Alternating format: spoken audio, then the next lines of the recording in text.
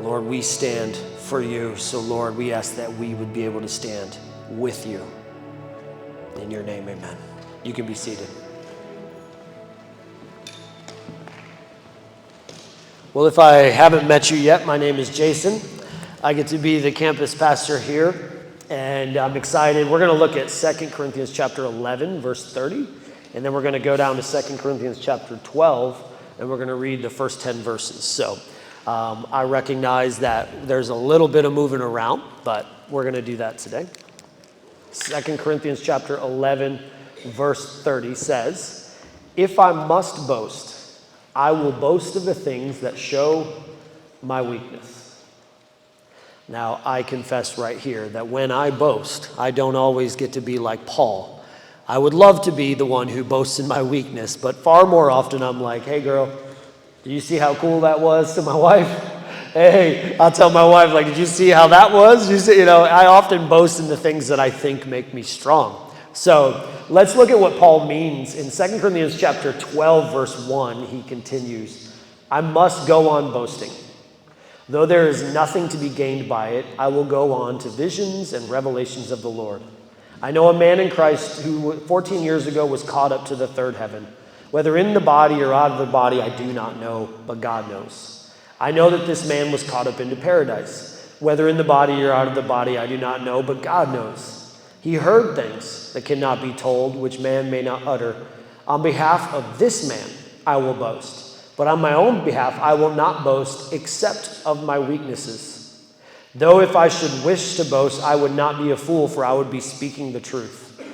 But I refrain from it, so that no one may think more of me than he sees in me or hears from me.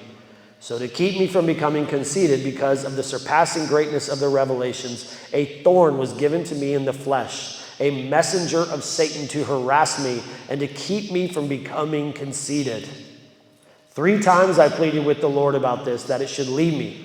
But he said to me, 'My grace is sufficient for you, for my power is made perfect in weakness. Therefore, I will boast all the more gladly of my weaknesses, so that the power of Christ may rest upon me. For the sake of Christ, then, I am content with weaknesses, insults, hardships, persecutions, and even calamities. For when I am weak, then I am strong.'" What a powerful passage from the apostle. And he talks to us about this concept of weakness. And weakness is an interesting word. It's kind of one that here in America, we don't know what to do with weakness. Because here in America, we would either usually fall into one of 2 camps. There is the camp who hates the idea of weakness. I would call this person who hates the idea of weakness like a brohim or a broski or a brochado, right? Like this guy who's just so strong and he's just never going to admit that there's a moment where he ever needs help. Because after all, he has been in the gym for 4 hours that morning, so there is nothing in life that he just can't handle on his own. There is a large part of the American culture which when we even hear Paul say, "Hey, when I'm weak, I'm strong," we're like, "Not me, because I'm never weak." Now, we don't say this out loud, but how we know we go about this is we're never willing to admit our failures. This is the guy who is never, ever willing to say that it was his fault when he cut the person off in the road. It's the wife who is never going to admit that it was her husband who was right on the restaurant and not her. It's the couple who's always going to be just a little bit better than every other couple, and they're not trying to keep up with the Joneses. The Joneses are chasing them. These are the people who, we're not going to worship in music because I don't want to embarrass myself or prove that I need a reason to worship, so I'll just stand there while Justin absolutely crushes a song. Let's just be honest, if you can't worship in that, I mean, you're going to have a hard time in heaven because I'm going to lose it when I get up there. I'm going to look around and be like, "I made it? Oh, here we go." Like all the things. But people in America are like, I don't want to worship. That admits that someone's better than me, stronger than me, greater than me. We also have a hard time with this group of people just accepting help because we don't want to admit that we're weak. Then we have to get help, and want that. I'm here to help people. That's why I go to church, to help people, not to be helped. A while back, we had an older friend who was just going through something, and I could not get this person to admit that they needed help within the church with this particular issue, and they just would not admit it. I don't need help, I don't need help, I don't need help. And soon after, they stopped going. And soon after, I found they had just never moved on to another church. They just said, I can do this better on my own. There is a cultural context in America where the word weakness is just viewed as something negative or toxic. We don't want to talk about weakness. I'm not weak. We would read the Apostle Paul and be like, well, Paul, you should listen to me. I can help you out if you're weak. But there's also the other half of this spectrum, which is that we promote weakness here in America. Culture kind of yin-yangs on it. Culture kind of goes back and forth on this. And so there's one aspect in America that's like, nope, I'm not weak. I don't need it. I don't like weakness. I'm the strongest. I have the biggest truck with the most tires. I got all the things. I'm never going to need any help. And then the other side is like, before they even begin, they're letting you know everything that they need help with, right? These people, this is actually fascinating, but you can watch a shift in America just by watching superhero movies. So if you like superhero movies, here's your excuse to do it. Superhero movies began when they wanted in America to show America as strong. So you had Superman who could leap a tall building. He could do anything without any help. But you watch a Superman movie now, and he's struggling on if he wants to kill everyone or save everyone. And he's not sure if he can do it on his own, so he needs he needs this and this and this and this and this. He needs these people because he just can't do it on his own.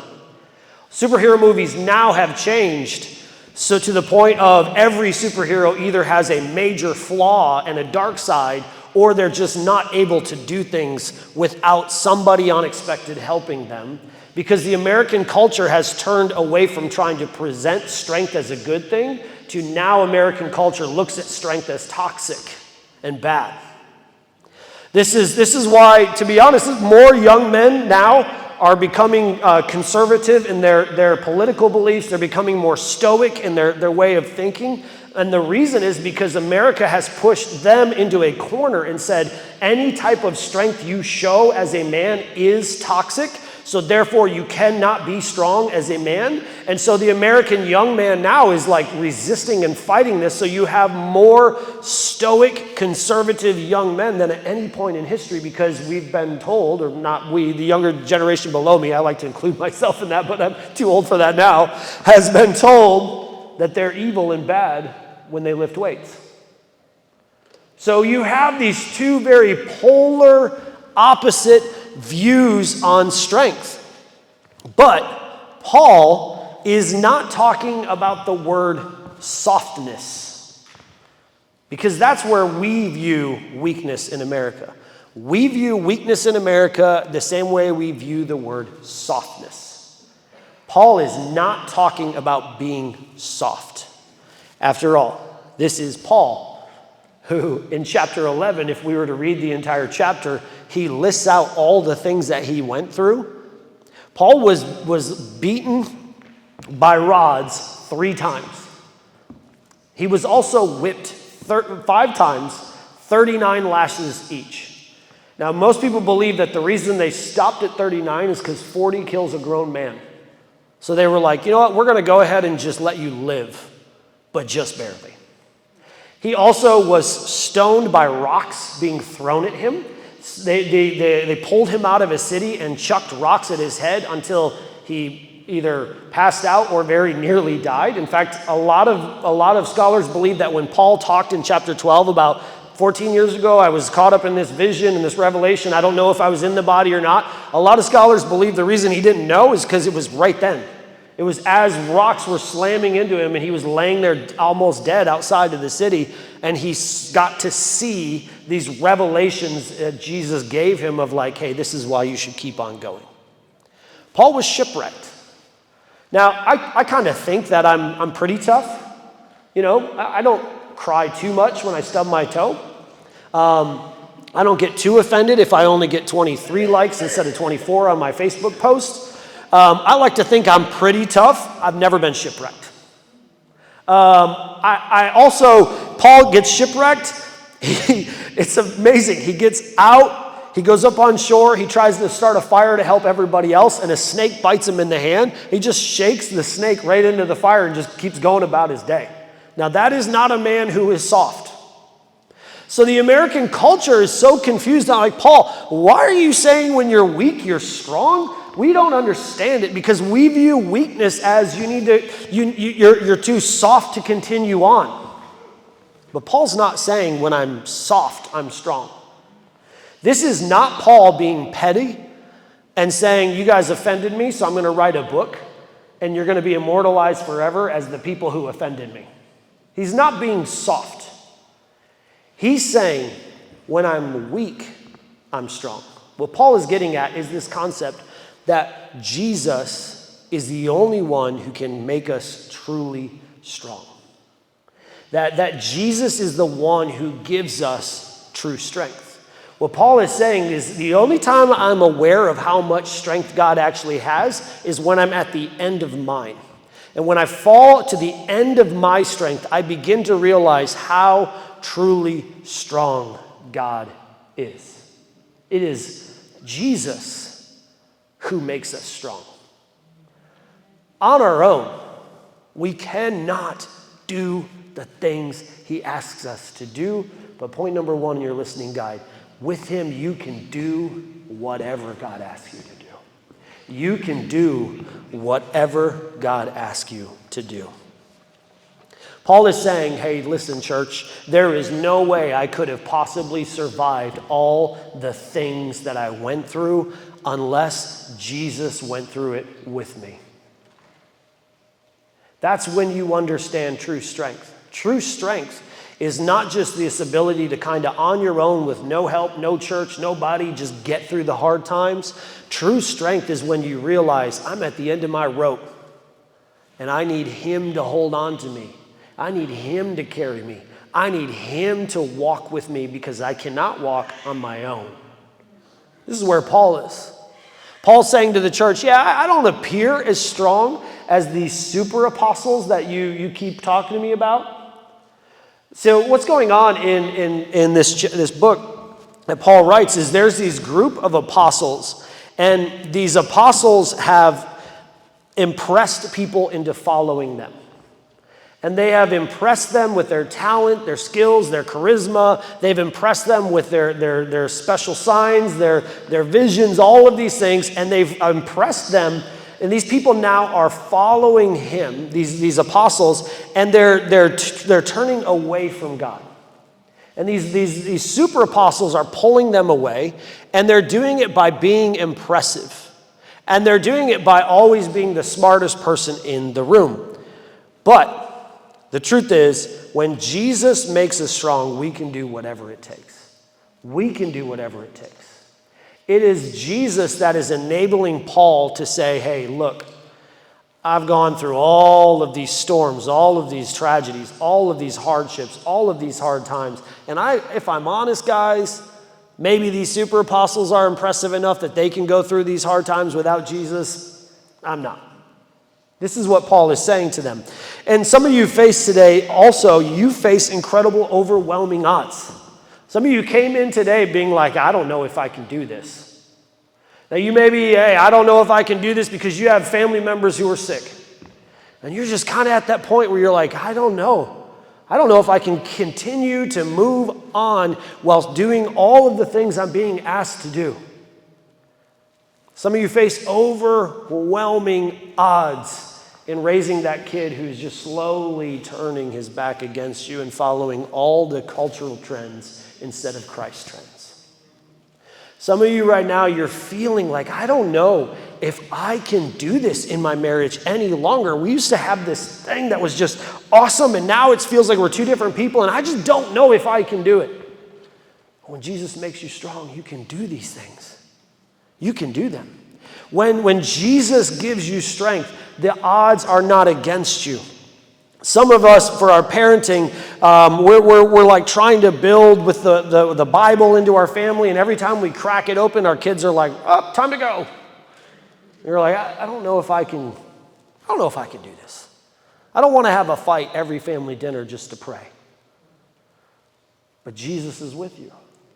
I don't want to have a fight just to read the devotion every night. Jesus is with you. You can do it. You can do what he asks you to do. I don't know if I can lead my family. He's with you. You can do what he asks you to do. I don't know if I can give to Relentless Pursuit. I'm barely making ends meet. If Jesus is with you, you can do what he asks you to do. I don't know if I can be a part of this church and serve. I got this job. I'm trying to do this. If Jesus is with you, you can do whatever it takes. Paul's like, look, on my own, I do not have the strength to be beaten and whipped and thrown into prison and shipwrecked and have verbally assaulted and all of the things. But I can do whatever it takes because Jesus is with me. Some of you are facing incredible sickness in your family. It's just overwhelming for you right now. He's with you. Some of you are facing your own illness right now. You're facing something, you came in here, you've not told a single person yet, and you got this thing, and you're like, I don't know. You can do what it takes when Jesus is with you. Some of you right now are at a major, major crossroads in your life, and you're about to make a decision, and you're just like, I'm going to choose the easy one because I don't think I can do the hard one. But you can do what it takes when Jesus is with you. Number 2 in your listening guides, you have the confidence to stand for him. Paul is incredibly confident in this passage. He is incredibly confident in this passage. He talks about boasting. He talks about these things that he's accomplished, and it sounds a little bit like arrogance. But Paul reminds me of a sheepdog. This is what Paul reminds me. When I read this passage, I'm like, man, that reminds me of a sheepdog. So there's a movie called American Sniper. And American Sniper begins with this very famous line where this dad is talking to his sons, and he's like, son, in this world there are wolves, and there are sheep, and there are shepherds.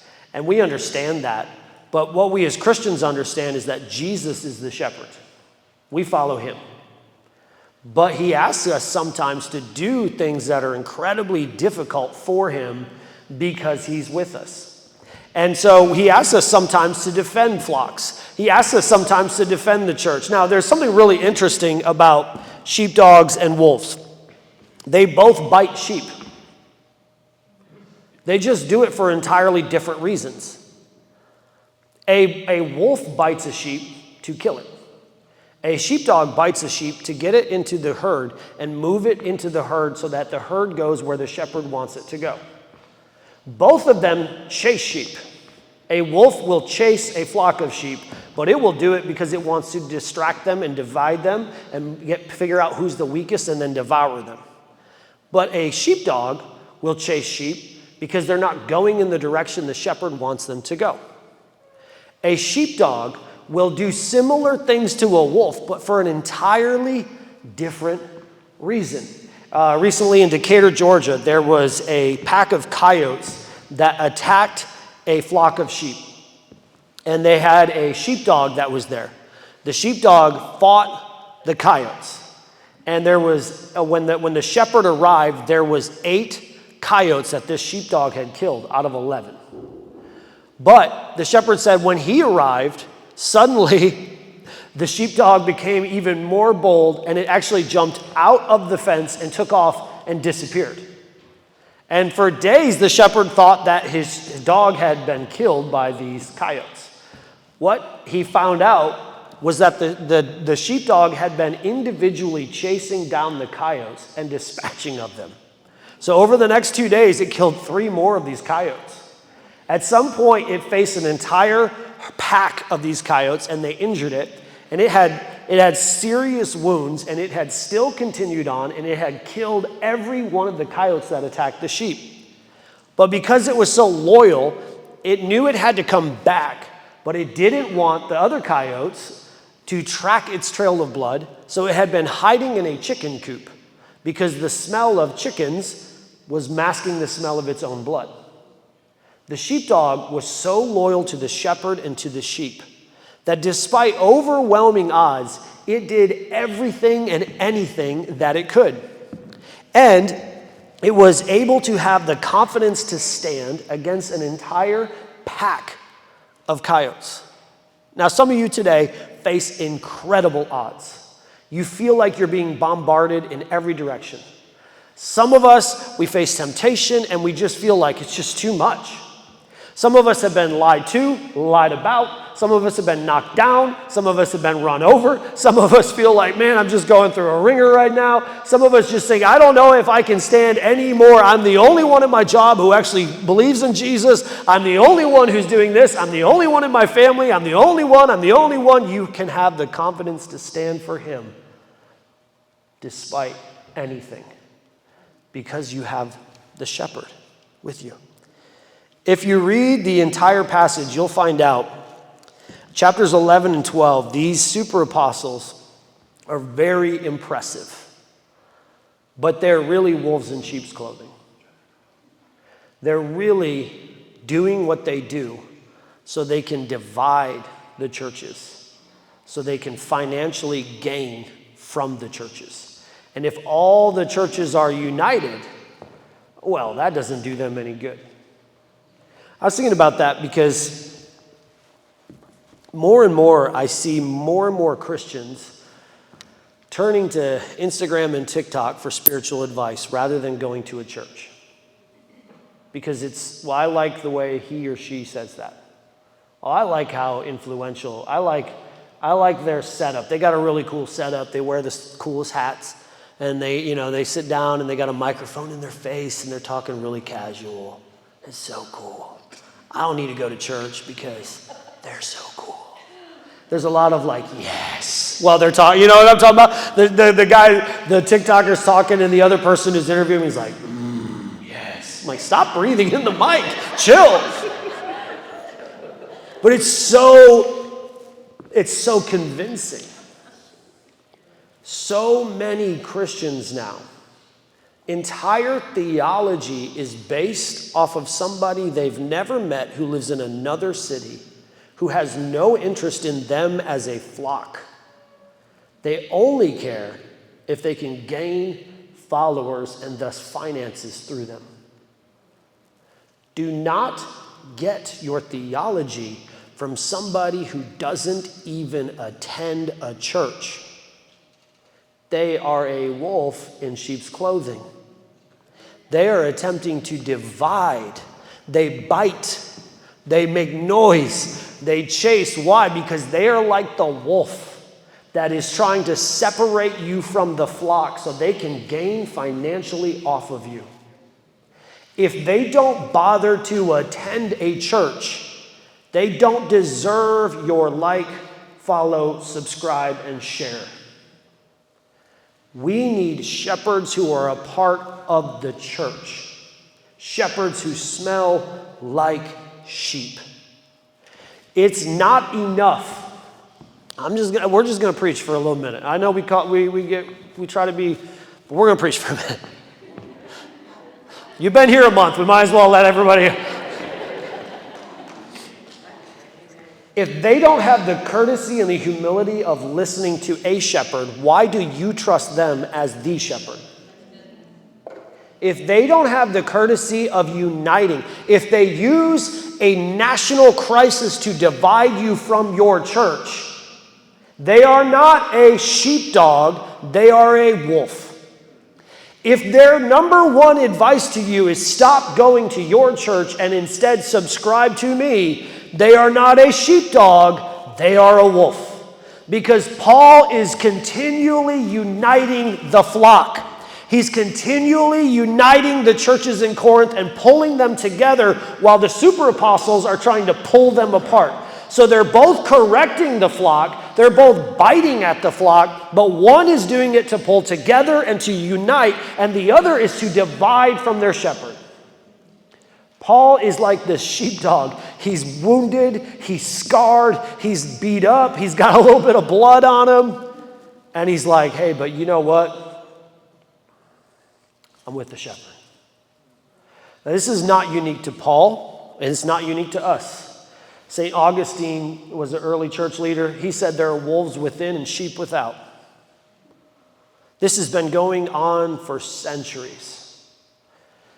And some of your families face crisis.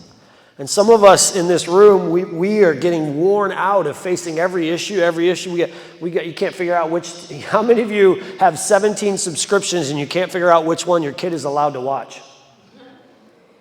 We face wolves. The shows, the radio, the things that are going on in our culture is wolves.